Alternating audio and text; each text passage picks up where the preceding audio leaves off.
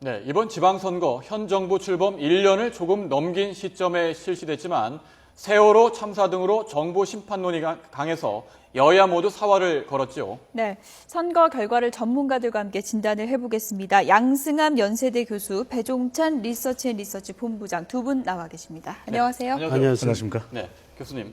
황금 분할이라는 말이 나올 정도입니다. 네. 어느 한쪽에 손을 들어준 것이 아니고요. 민심이 여야 모두에게 회초리를 들었다 이런 표현이 어울릴 것 같은데요. 네. 이번 선거에 대해서 간단한 총평부터 해주시죠.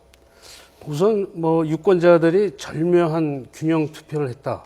여야의 세력 균형을 아주 절묘하게 맞춘 건데요. 예. 마치 약속이나 한 것 같이 그렇게 됐습니다. 근데 이제 지방선거를 흔히 이제 중간 평가로 해서 집권 여당이 불리한 걸로 돼 있는데 조사를 해보면요. 네. 과거에 그 대통령이 집권 2년이 지난 후에 지방선거를 할 경우에는 중간평가 성격이 강했어요.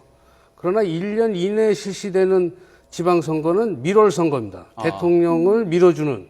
그래서 집권 여당이 승리한 적도 있었고요. 예. 이번에는 1년 4개월 만에 됐기 때문에 예. 상당히 미묘한 그런 상황이었죠. 근데 결국은 국민들이 세월호 때문에 예. 초기에는 중간평가 성향이 강했지만 이게 선거에 가까이 오면서 아마 국가를 생각한 것 같습니다. 그래서 대통령을 집권 여당을 패배시켰다가는 대통령의 국정개혁이 동력을 상실할 거고 또 그렇다고 해서 완승을 주자니 야권은 또 나름대로 정부를 견제해야 되고 이러는 상황이거든요. 예. 말하자면 이번에는 국민들이 그렇게 절묘하게 균형 투표를 함으로 해서 중간 평가도 아니고 그렇다고 지지해 준 것도 아니고 여기에는 이제 분명히 겸하게 받아들여야 되는 요소가 있습니다. 예. 국민들 꼼짝 마라 이거죠. 네. 정치인도 꼼짝 마라 앞으로. 예. 앞으로 어떻게 하는지 더 두고 보겠다 이런 성격이 강하다고 봅니다. 그래서 새누리당이 이제 선거 막판에 내걸었던 게 박근혜 대통령 마케팅이고요. 새정치민주연합이 내걸었던 거는 이제 세월호 심판론인데요. 결과적으로는 비슷하긴 했지만 여야가 내건 캐치프레이즈 중에 어떤 것이 좀 더 주요했다고 보십니까? 이번 선거를 보면은 정부에 대한 불만족은 팽배했고 확산됐습니다. 하지만 대통령의 평가는 조금 더 기다려보자는 결과였습니다. 그 이유는 이 부산은 바로 텃밭입니다. 네. 그럼에도 불구하고 거의 접전이죠. 벼랑 끝 예. 접전까지 가지 않았습니까? 이런 부분은 분명히 정부, 집권 여당에 대한 회초리를 들었던 결과라고 할 수 있습니다. 그리고 세종시는 박근혜 대통령이 원한 고수 또 플러스 알파 추가 지원 등을 이야기했던 곳임에도 불구하고 이 새정치민주연합이 당선되지 않았습니까? 그렇다면 정부의 불만족은 아직 아주 커져 있지만 경기와 인천은 그래도 새누리당에서 당선이 되었다라는 것은 임기 2년차 양성 교수님께서 말씀하신 대로 아직 대통령의 평가가 끝나지 않았다는 점에서 유권자들이 대통령 마케팅을 받아들인 부분이거든요. 말 그대로 이제 임기 후반부로 갈수록 제대로 하지 못한다면 남아있는 총선에서는 평가를 받을 수도 있겠습니다. 네, 한 번 더 기회를 주었다 이렇게 받아들여야 될 것 같고요. 지금 서울시장 선거 가장 관심을 끌었던 지역인데요. 대선 후보로 일컬어지는 정몽준 후보 그리고 박원순 시장이 맞붙어서 결과적으로 박 시장이 승리를 했습니다. 이로써 박 시장은 당 안팎에서 말 그대로 대선 후보로 급부상한 게 아니냐 이런 말이 벌써부터 나오고 있거든요. 어떻게 보시는지요? 사실 빅매치가 실망스럽게 끝났습니다. 상대적으로 이제 박원순 당선자가 이제 주가가 올라갔는데요. 예. 저는 당선 소감을 들으면서 미묘한 느낌을 받았습니다. 예. 뭐냐면 그 소감 중에 시민자를 국민자로 바꾸면은 바로 대통령 당선 소감 같은 그런 생각이 들었어요. 어떻든 서울시정에 대한 구체적인 얘기보다는 좀 더 아주 넓은 의미의 당선 소감을 얘기해 줬고요. 그러나 기대하는 건 이겁니다. 통합의 시정을 하겠다. 반대파도 쓰겠다 그랬어요. 예. 저는 반대파 좀 잘 써가지고 정말 우리 모처럼 이 화합하는 정치를 보여주면은 주가가 당연히 올라갈 거고요. 본인은 약속을 했습니다. 이거는 자기는 이번 임기 동안에는 아니다. 그러면 이제 차기 대선은 아니다라는 얘기거든요. 그러니까 차차기는 가능하겠죠. 저도 그 말처럼 차차기로 도전했으면 좋겠습니다. 박원순 시장은 시장으로서 훌륭하지만 아직 대통령 후보가 되기에 좀 더 우리가 두고 평가를 해야 되겠다. 적어도 지금까지는 생활 밀착형 정치를 하면서 성공적으로 시장으로서 역할을 했지만 정말로 대통령으로서 그거는 좀 더 두고 봐야 되겠다 하는 이제 그런 생각이 듭니다. 예. 네. 서울시장이 대권으로 가기 위해서는 두 가지 관문을 넘어야 됩니다. 하나는 서울시장으로서 매우 임팩트 있는 정책이 있어야 됩니다. 두 번째로는 이 당내 조직력도 장악할 수 있는 정치력도 있어야 되거든요. 고건시장이 잠룡으로 부각됐지만 당내 조직력을 확보하지 못해서 대권까지 가지 못했지 않습니까? 이명박 서울시장은 이 청계천을 넘어서 바로 이 청와대까지 가지 않았습니까? 이런 것들은 뭐냐면 임팩트 있는 정책을 서울시장으로서 성공을 해야 되고 그 다음에는 정치적으로서 이 후보가 될 수 있는 당내에서 예. 그런 조직력도 키워야만 이 관문을 넘을 수가 있을 것으로 보여집니다. 네. 네. 양 교수님께서 이번에 빅매치가 의외로 좀 싱겁게 끝났다고 하셨는데요. 이제 득표 상황을 좀 들여다보면요. 일종의 좀 강남의 반란이 있었다 이런 얘기도 있습니다. 이른바 이제 강남 3구 이제 득표 내용을 보면은 박원순 후보가 상당히 이제 선전을 했고요. 송파의 경우에는 역전하는 경향도 보였습니다. 어떤 요인으로 봐야 될까요? 강남의 반란은 이번 선거에서만 드러났던 것은 아닙니다.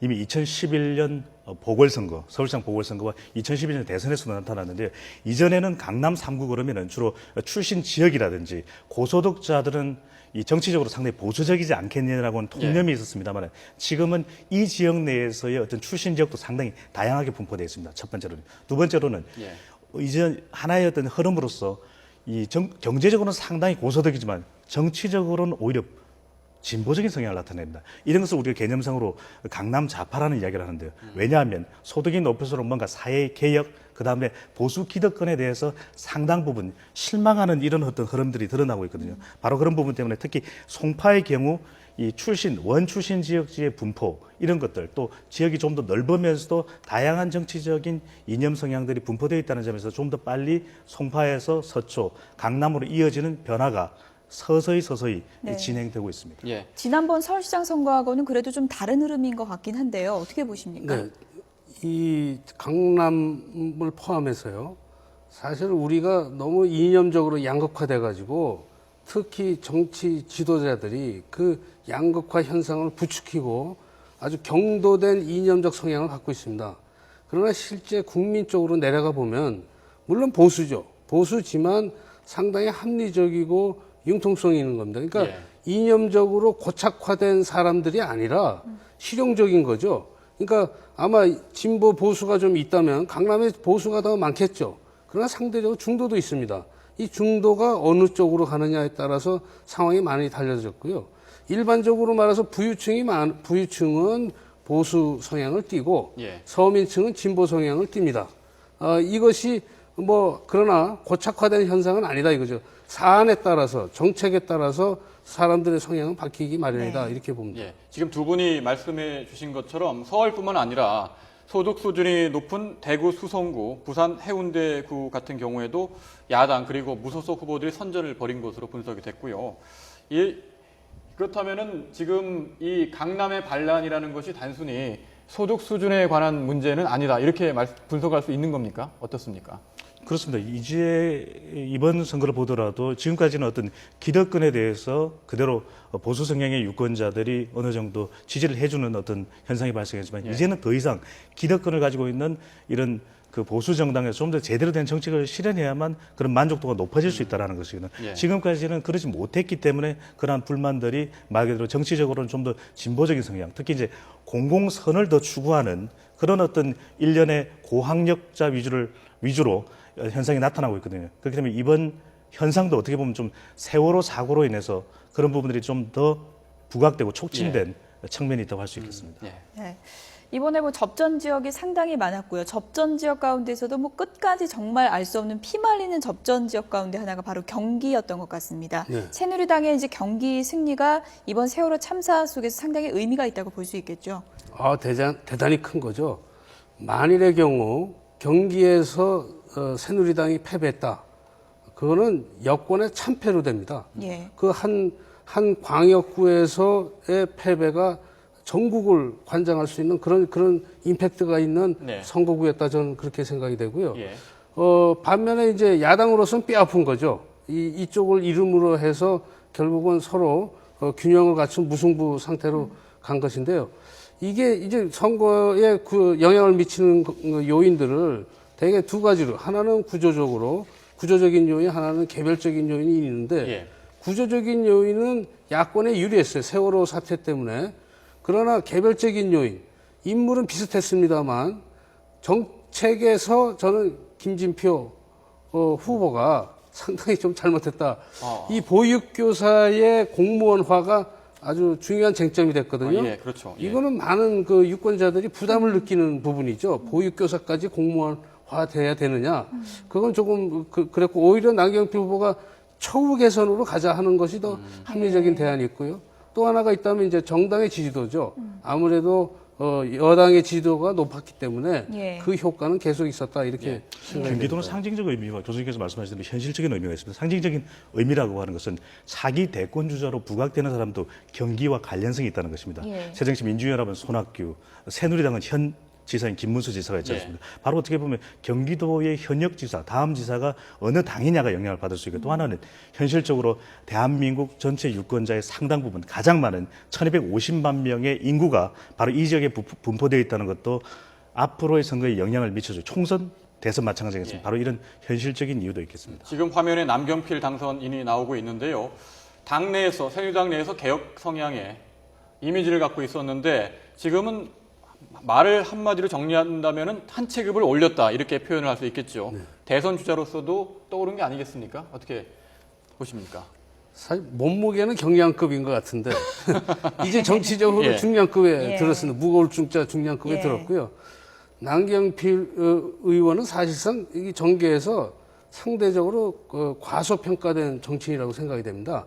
왜냐하면 그동안에 어느 계파에도 안 들어갔거든요. 당내에서 네. 소장 혁신파로서 상당히 독립군 하면서 당내 문제에 목소리를 내고 이제 이런 것으로 해왔는데 사실 국회의원 당선 수로 보면은 당연히 지금 뭐 당대표 뭐 심지어는 좀 한 번만 더 하면은 국회의장도 바라볼 수 있는 그런 겁니다. 근데 예. 연령이 이제 50세 막 됐기 때문에 예. 그러나 이제 제가 보기에는 도시사를 잘 해야죠. 벌써 차기 대권 후보다 이런 식으로 이제 가면은 저 임기를 마치기도 전에 대권 뛰는 이런 상황이 되는데 저는 경기도부터 먼저 잘 살리고 그리고 나서 대권을 볼 수 있는 그런 상황이 아닌가 이렇게 생각이 됩니다. 네. 짧게 한 가지만 좀 보충을 하고 싶은데 몸무게로만 보면 제가 중요한 건데 이 경기도는 이 경기지사 출신들이 대선까지 턱밑까지 갔다가 성공하지 못하는 경우들이 많았습니다. 그 가장 큰 이유는 이 경기도라고 하는 것의 좋은 점은 전국적인 어떤 관심을 모을 수 있다라고 하는 장점이 있습니다.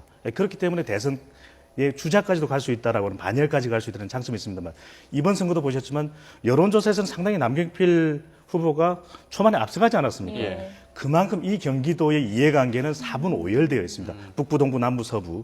바로 이 지역의 경기도에서 압도적인 차기 대권 주자로서의 1위를 해야만 대권에 가까워진다는 것은 즉 다시 말씀드리면 경기도민 먼저 만족시키고 대한민국 국민 만족시킬 수 있다. 이 부분이 유념돼야 될 것 같습니다. 예. 네.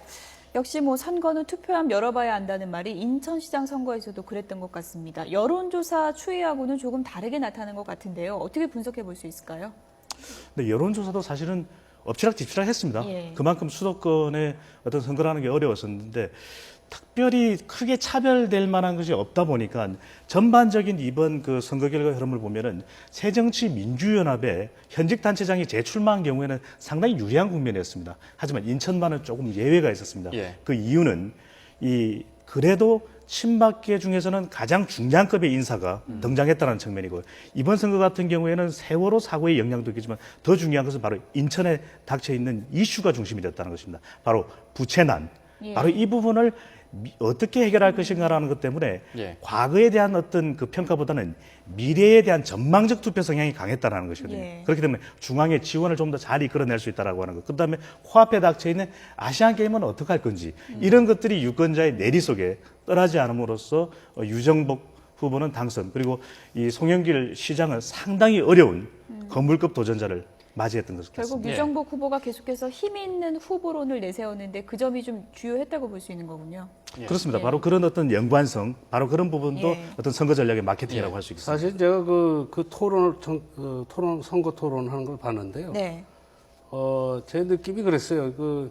유정복 후보는 상당히 구체적인 정책적 대안들을 갖고 나왔어요. 예. 그리고 이제 특히 그 방금 지적된 그 재정난 예. 이걸 해결할 수 있는 그 어떤 해결사적인 그런 이미지를 갖고 나오는데 송영길 후보는 상대적으로 그 유정복 후보의 그 직전 안행부 장관직의 예. 문제라든지 세월호 문제라든지 이런 좀 더 추상적인 이런 쪽으로 간 것 같아요. 그래서 아마 그걸 들여다본 사람은 사실상 누가 더 적임장가하는 그런 문제에 있어서 아마 유정복 의원 쪽으로 많이 그런 게 아닌가 그렇게 생각해요. 예. 또 하나만 추가해서 분석을 해보면 이번 인천시장 선거에는 제3후보 변수도 있었거든요. 이 당선자와 낙선자, 2위 낙선자의 차이가 크게 나지 않았습니다. 1만 한 2, 3천 표 차이인데요. 3위 후보가 1만 4천여 표 정도 득표를 했거든요. 바로 통합진보당입니다. 예. 이 경기도와 그다음에 우리 울산 같은 곳은 통합진보당의 사퇴로 이 사실상의 현실적인 야권 단일화 이루어졌지만 이 통합진보당의 표가 만약에 예. 송영길 시장 쪽으로 흡수되었다면 과연 어떤 일이 일어났을까 이런 분석도 한번 해봅니다. 예, 그렇군요. 이 경기, 인천 등 수도권뿐만 아니라 강원도도 이번엔 관심 지역이었습니다. 막판까지 두 후보가 여야 후보가 접전을 벌였고요. 물론 결과적으로는 최문순 후보가 당선이 됐지만 또 기초 선거에서는 또 민심이 다르게 나타났거든요. 강원 지역은 어떻게 분석할 수 있을까요? 네, 강원 지역은 그 최문순 후보의 경우에는 낮은 정당 지지율이었습니다만 강원 전체의 판세의 구도 자체는 바로 최문순 후보의 현직 단체장으로서의 어떤 프리미엄 효과. 그래서 적다시 말씀드리면 어떤 도정 능력, 그 다음에 최흥집 후보의 정당 지지율 이 두 개가 맞서는 대결이었거든요. 그렇기 때문에 기초단체장들은 새누리당 지지율이 월등히 높았기 때문에 새누리당 기초단체들이 많이 탄생할 수밖에 없었고 최문순 후보의 경우에는 막판까지 하나의 어떤 지역적 대결 구도가 변수였거든요. 다른 변수는 없었고요. 그렇다면 마지막 변수가 됐던 지역이 바로 원주권이었습니다. 바로 원주권의 초박빙의 대결 구도에서 힘을 실어줬던 것이 바로 이광재 전 지사였거든요. 강릉, 삼척, 춘천, 원주 이 권역별 싸움 속에서 마지막 변수로 작동했던 것이 이광재 전 지사의 어떤 결집 동원 능력 바로 이 부분이 작동되지 않았나 보여집니다. 예. 네. 중원의 변화도 좀 눈여겨봐야 될 것 같습니다. 지난 2010년 지방선거, 2012년 총선, 그리고 2012년 대선 쭉 따라가 보면요. 충청의 민심의 방향을 추측하는 게 상당히 참 어렵다고 이제 볼 수 있을 것 같은데요. 이번 선거를 통해서 어떻게 분석을 해볼 수 있을까요? 2006년을 가볼까요? 그러니까 충청의 민심은 언제도 변할 수 있다. 그렇다면 과연 정치권에서는 충청권을 배려하는 것은 무엇일까? 그다음에 충청권에 대한 선물은 무엇일까를 반드시 생각할 수밖에 없는 그런 어떤 지역이라는 것입니다. 2006년에는 한나라당이 싹쓸이 했습니다. 그렇지만 2014년 현재는 이번에는 야당이 야권이 삭스를 했다라는 것이죠. 그만큼 대통령의 영향력 자체가 상당히 이 지역에서는 좀 약해졌다. 중원을 지금 영향력 중에서 가장 강력한 영향력을 발휘했던 것이 대통령이었거든요. 박근혜 대통령이었는데 대통령으로서 전국적인 어떤 그 안배와 배분, 어떤 그 고려가 이루어지기 때문에 충청권만 특별할 수가 없는 것이거든요. 또 하나는 이 지역의 정책적인 것을 보면은 뭔가 대선 공약으로 내걸었지만 이 선물이 빨리 주어지지 않았다라는 것입니다. 엑스포 공원, 과학벨트, 오송단지 등등등요. 바로 이런 부분들이 있었고 마지막으로는 이 박근혜 대통령 영향력의 빈자리를 이 야당의 현직 단체장들이 메워가고 있었다는 겁니다. 바로 안희정 지사의 도정평가가 60%가 넘거든요. 이건 새누리당 지지율보다 높은 겁니다. 그다음에 이시종 지사의 도정평가도 새누리당의 지지율을 넘었었습니다. 그리고 마지막으로 세종시 같은 경우도 새누리당으로서는 아쉬울 부분이 바로 이 이춘희 후보가 가장 세종시를 잘 알고 있는 전문 후보라는 것이거든요. 바로 어떤 인물 경쟁력에서도 보다 더 어떤 경쟁력을 발휘했던 것이 이 구도, 정책, 인물에서 새정치민주연합이 우위였다 이렇게 볼 수 있겠습니다. 야당이 중원을 독식한 결과 어떻게 분석하십니까? 사실은 굉장히 이게 그동안 충청권이 뭔가 나름대로 소외감을 느끼지 않았나 이런 생각이 듭니다. 현 정권 하에서 사실은 박근혜 대통령 이전에 세종시 문제 있을 때 세종시 수정안에 대한 반대를 해서 상당히 박근혜가 충청권에 신경을 쓴 것 같고요. 그다음에 그때 사고 났을 때 대전은요 하는 이 말이 그래서 이 당선도 뒤바뀌는 그러나 그 이후에 대통령이 된 이후에 충청에 대한 그게 없었습니다. 사실 이완구 대표가 원내대표를 할 때만 해도 이제 여당 내에서 충청권이 좀 누가 나와야 될 거냐, 되지 않겠느냐 이런 생각을 말들은 많이 했거든요. 그렇다면 이제 그것이 아마 이쪽으로 야당 쪽으로 흘리게 되는 그게 있고요. 아마 더 큰 이유는 사실상 중원의 대부분은 대전만 빼고요. 전부 현직이라는 겁니다. 현직 효과가 발휘한 거죠. 예. 말하자면 충남, 충북, 강원은 다 야당 쪽 도지사였거든요. 예. 지금 이번 선거에서 지고도 이긴 후보들이 있는 지역이 있습니다. 부산의 오고돈 후보, 대구의 김부겸 후보 같은 경우에는 어려운 지역에 선전했다 이런 평가가 나오고 있지 않습니까? 어떻게 볼 수 있을까요? 저는 뭐 이번에 정말 기대했던 부분이 부산시에서 지역주의를 타파하는 첫 신호탄이 나오지 않겠나 그런 생각이 들었습니다. 뭐 오고돈 후보가 내내 선거 기간 내내 리드를 했기 때문에 그런 면에서 그랬습니다만 역시 지역주의 벽을 못 넘어온 것은 굉장히 안타깝습니다. 결과는 뭐 1.6%포인트 박빙의 그런 결과인데요. 저는 오고돈 후보가 앞으로도 계속해서 노력을 해가지고 뭐 다음번 국회의원 선거도 있고요. 해서 사실은 또 부산이요. 항상 흥미로운 게 조경태 민주당 의원이 있지 않습니까? 예. 조경태 의원이 3선까지 하고 있거든요. 그러니까 이미 그런 씨앗은 뿌려져 있습니다. 그래서 부산의 민심이 사실상 한국 정치를 선진화하는 그런 하여튼 용기 있는 결단을 내리는 그 지역이 됐으면 하는 그런 생각입니다. 예. 지금 이번 선거에서 관심을 끄는 대목이 바로 교육감 선거.